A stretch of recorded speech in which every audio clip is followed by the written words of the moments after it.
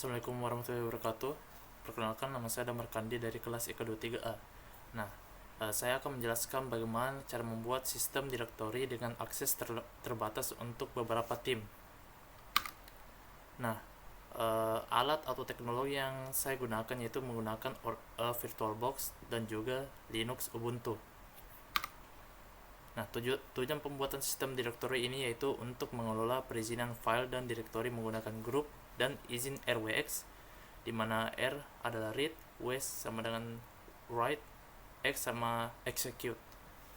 Nah, tujuan kedua yaitu membatasi akses ke subdirektori untuk anggota grup tertentu. Dan ketiga itu menerapkan sticky bit pada direktori bersama untuk menjaga keamanan file.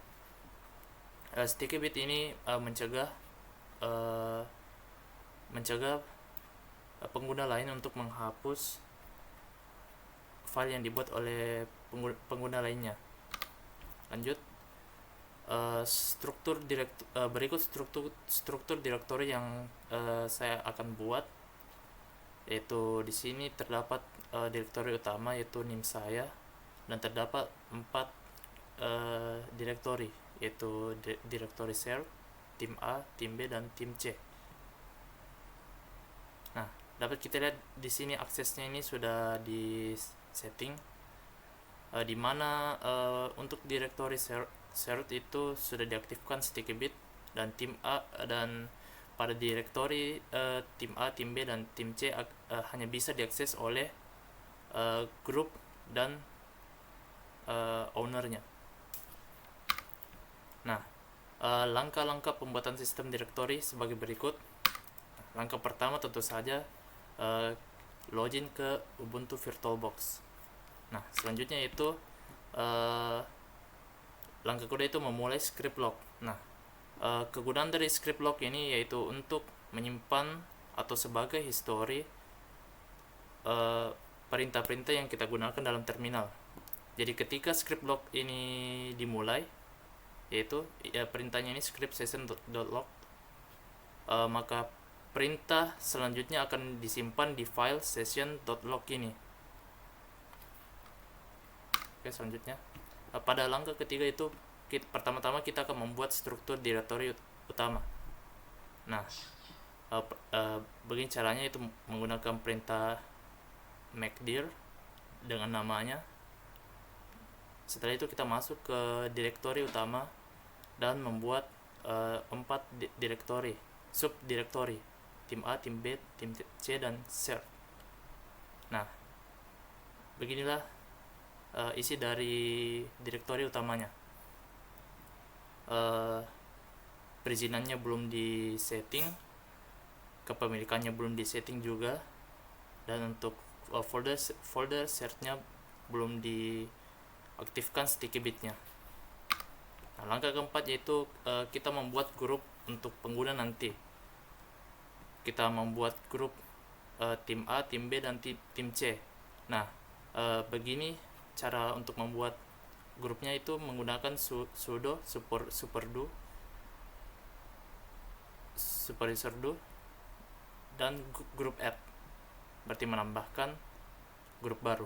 Nah, cara mengecek bahwa grup itu telah berhasil ditambahkan itu dengan membaca file grup yang ada di etc. Nah, di bagian paling bawah itu merupakan grup yang baru ditambahkan. Dapat kita lihat tim A, tim B, dan tim C telah berhasil ditambahkan. Nah, untuk langkah kelima yaitu menambahkan pengguna baru ke grup yang tadi kita telah buat. Nah, pertama kita buat pengguna pertama saya beri nama Argun dengan menggunakan perintah sudo add user argun -- in group tim A, di mana artinya itu kita membuat user baru yang bernama Argun yang merupakan grup dari tim A. Nah, di sini passwordnya akan diisi dan di retype. Dan untuk informasi lebih lanjut seperti full name, room number, work phone, home phone, dan order, kita kasih kosong aja.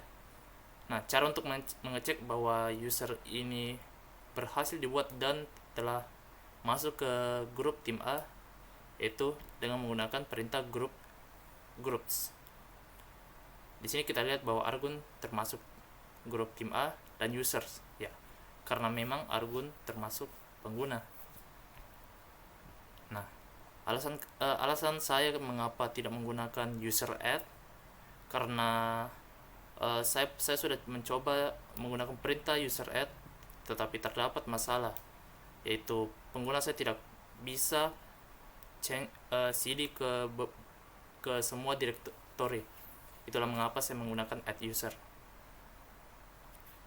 Nah, begitu juga untuk pengguna lainnya, langkah-langkahnya sama tapi namanya berbeda. Nah, untuk nama user dengan Vicky saya kasih masuk di grup tim A. Langkah-langkahnya juga sama seperti dalam membuat user Argun. Nah, nama pengguna Firmang saya masukkan di grup tim B. Langkahnya juga sama seperti sebelumnya. Kita cek bahwa Firmang ini termasuk tim B, telah berhasil. Dan pengguna terakhir yaitu Involves dengan grup tim C.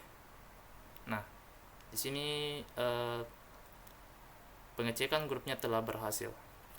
Nah, untuk langkah ke-6 yaitu kita akan menetapkan atau meng-setting kepemilikan grup pada setiap direktori tim. Pertama, kita cek dulu kepemilikan dari setiap direktori. Kita lihat di sini masih kepemilikannya masih nomor 12, yaitu akun user super user saya nomor 12. Selanjutnya itu kita mengganti kepemilikannya. Nah, dengan cara sudo chown -2 tim A tim A. Maksudnya dari sini yaitu kita mengganti kepemilikan dari direktori tim A, lebih tepatnya kepemilikan grupnya saja. Kita tidak usah mengganti kepemilikan penggunanya, supaya anggap saja nomor 12 ini sebagai administrator yang dapat mengakses folder share tim A, tim B, dan tim C. Nah, jadi maksud dari ini kita menetapkan grupnya sesuai dengan direktorinya. Nah, cara mengeceknya apakah itu berhasil itu kita tinggal ls-l dan kita lihat kepemilikan grupnya telah berhasil diubah. Direktori tim A dimiliki oleh grup tim A, direktori tim B dimiliki grup tim B, direktori tim C dimiliki oleh grup tim C. Selanjutnya pada langkah ke-7 yaitu kita akan mengatur perizinan pada direktori tim. Nah, pertama kita cek lagi perizinan dari direktorinya, dan kita lihat bahwa semua perizinannya itu D, RWX, min X. Nah, kita ingin mengubah ini bahwa kita ingin mengubah untuk tim A, untuk direktori tim A dan tim B dan tim C itu hanya bisa diakses oleh timnya. Jadi maksudnya itu direktori tim A hanya bisa diakses oleh tim A, direktori tim B hanya bisa diakses oleh user dengan grup tim B. Nah, caranya itu menggunakan sudo chmod 770 tim A. Nah, maksud dari 770 ini yaitu pertama 7 yang di angka awalnya ini merujuk pada perizinan user, sedangkan di angka kedua sama juga 7 yaitu perizinan grup, dan di angka terakhir yaitu 0 itu perizinan user lainnya. Nah, kita cek lagi apakah berhasil. Dapat kita lihat pada direktori tim A, tim B, dan tim C, akses untuk user lainnya itu tidak ada. Yang memiliki akses itu hanya usernya dan juga grupnya. Jadi dapat dibilang grup lainnya atau user lainnya itu tidak dapat mengakses bila dia tidak termasuk dalam grup ini. Nah, lain kasusnya dengan directory share, di mana ini merupakan directory di mana semua tim dapat mengaksesnya. Jadi kita membuat full akses ke directory ini dengan akses 777. Nah, dapat lihat angka terakhirnya yaitu 7, menandakan bahwa kita mengubah akses lainnya menjadi RWX.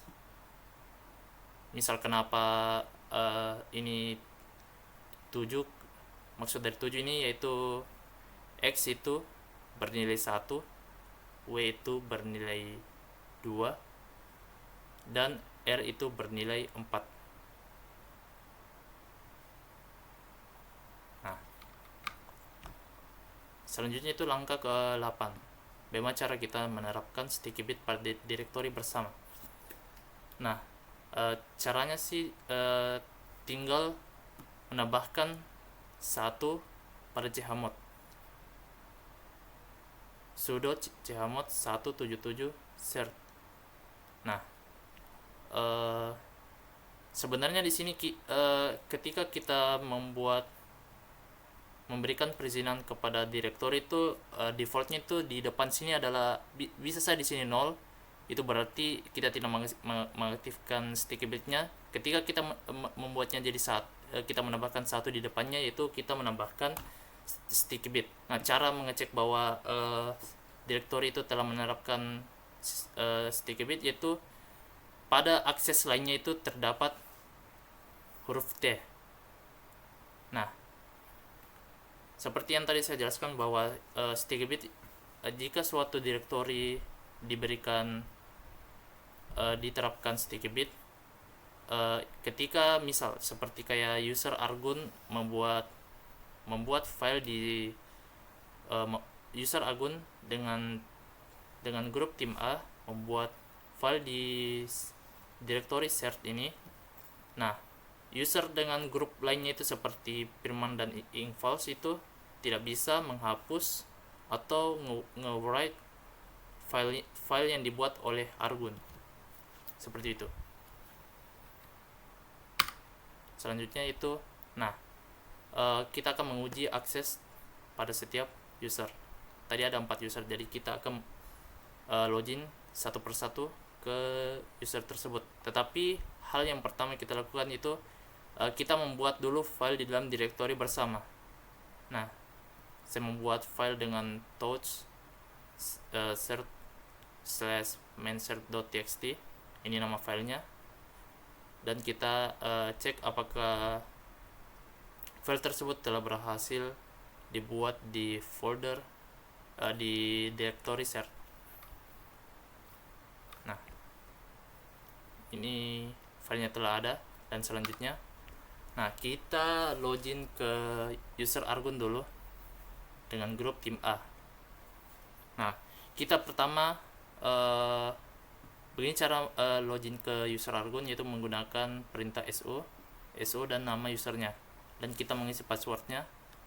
Nah, setelah itu pertama kita mengecek apakah user Argun ini dapat mengakses atau dapat membaca directory cert. Nah, kita lihat ls -l dan cert dia berhasil mengakses directory ini. Nah, tetapi ketika dia ingin mengakses directory tim B dan directory tim C, aksesnya ditolak, karena memang perizinan di tim B dan tim C itu hanya bisa diakses oleh timnya. Jadi dapat dibilang kita telah berhasil membuat perizinan tim B dan tim C itu hanya bisa diakses oleh timnya. Nanti juga sama juga dengan tim A. Nah, ketika kita ingin mengakses directory tim A, itu berhasil. Mengapa? Karena memang user Argun ini termasuk grup di tim A.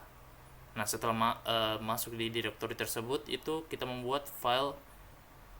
mencoba untuk membuat file di directory ini. Nah, .file.txt, dan ternyata berhasil juga. Jadi user Argun ini dapat mengakses tim A dan juga dapat membuat file di dalam sana. Dan setelah itu kita logout dari user Argun ini. Nah, selanjutnya, step by stepnya itu sama juga dengan user Argun, tetapi kita akan karena Vicky termasuk tim A, jadi aksesnya itu sama dengan user Argun tadi, dimana Vicky ini dapat mengakses directory cert, tidak dapat mengakses directory tim B, dan tidak dapat mengakses directory tim C, tetapi dapat mengakses directory tim A dan membuat file di dalam directory tersebut. Dan setelah itu kita logout. Nah, untuk pengujian pengguna ketiga, yaitu dengan nama Firman dengan grup tim B, pertama itu kita akses dulu directory cert dan berhasil. Nah, di sini sama dengan yang lainnya, tetapi kan ini Firman termasuk dalam grup tim B. Jadi dia tidak bisa mengakses tim A. Tim C juga direktori tim C juga dia tidak bisa akses. Tetapi direktori tim B dia dapat akses karena Firman memang termasuk grup tim B. Di dalam folder direktori tersebut Firman juga dapat membuat filenya. Dan setelah itu kita logout. Nah, untuk user terakhir, yaitu dengan nama involves dengan grup tim C,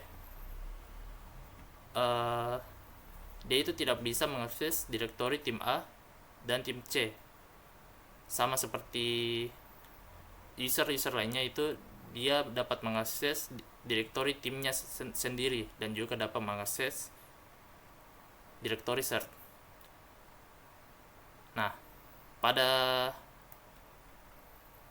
ketika user ini masuk ke direktori tim C, dia juga dapat membuat file di dalam direktori tersebut. Nah, setelah itu kita exit atau logout dari user ini. Nah, pengujiannya dapat disimpulkan pengujiannya telah berhasil, di mana setiap user itu hanya bisa mengakses direktori timnya tersendiri dan juga dapat mengakses direktori bersama, yaitu direktori cert. Nah, setelah pengujiannya berhasil, kita menghentikan script lognya dengan cara tinggal exit saja, dan akan muncul pesan bahwa script telah berhasil. Di sini ini menandakan bahwa scriptnya telah tersimpan, yang itu session.log. Baik, itu saja dari saya. Mohon maaf bila ada kesalahan. Wabillahi taufiq wal hidayah. Wassalamualaikum warahmatullahi wabarakatuh.